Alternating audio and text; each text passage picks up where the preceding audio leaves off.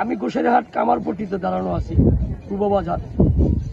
এখানে যারা কাজ করতেছে মরুম চূর্ণ আকনের ছেলে রানা আকন, রিপন ব্যাপারী বাজার একজন প্রতিষ্ঠিত ব্যবসায়ী, মজিবুর চৌকিদার বাজার একজন ব্যবসায়ী।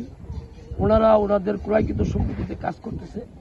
প্রতিপক্ষ নার্গিস আপা, উনি আইসা বাধা প্রদান করতেছে। আসলে আমরা যতটুকু জানতে পেরেছি যে উনি এই জায়গার মালিক না, আর যারা কাজ করতেছে তারা সঠিক মালিকানা দিয়ে কাজ করতেছে। রানা, আমার আব্বার নাম মরহুম বদরুজ্জামান চূর্ণ আকন।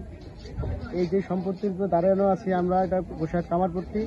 এখানে আমি একটা স্থাপন নির্মাণ করতেছি দীর্ঘদিন যাবৎ। এক মহিলা নার্গিস নামে, উনি আমাদেরকে বিভিন্নভাবে হেয়পূর্ণ করে বিভিন্নভাবে আমাদেরকে এই ঘরগুলো উঠে দিতেছিল না। তা আমরা এই ঘর উঠানোর পরে কিছু বিএনপির লোকজন নিয়ে উনি কুচুকুমার মহল, আমাদের শ্রদ্ধেয় নেতা মিয়াউদ্দিন রূপু ভাইয়ের নাম ভাঙিয়ে আমাদের এই কাজগুলোকে উনি বাধা বিপত্তি করতেছে এবং বিভিন্নভাবে ভাঙার জন্য উনি বিভিন্ন লোকজন নিয়ে এখানে আসতেছে এবং আমাদেরকে বিভিন্নভাবে হুমকি দামকি দিচ্ছে। আমাদেরকে দাও কাছে নিয়ে আমাদেরকে মারার জন্য উনি আসছে। মূলত ওনার এখানে কোনো সম্পত্তি, এখানে ওনার কিচ্ছু নাই, ওনার কোনো কাগজ কোনো কিছু নাই। উনি খামা ভিত্তিহীনভাবে আমাদেরকে হয়রানিগুলো উনি আমাদেরকে করতেছে দীর্ঘদিন যাবৎ। নাম মজিবুর রহমান চৌকিদার, সে একজন গোসাইরহাট বাজারের পুরান ব্যবসায়ী। আমাদের এটা ক্রয় সূত্রে মালিক, আমরা এই জায়গাটা কিনি। তো আমরা এখানে ঘর করতে আসলে নার্গিস নামের যে মহিলাটি আছে তার কোনো কাগজপত্র নাই। সে বিগত দিনও চাঁদাবাজি করে আসছে।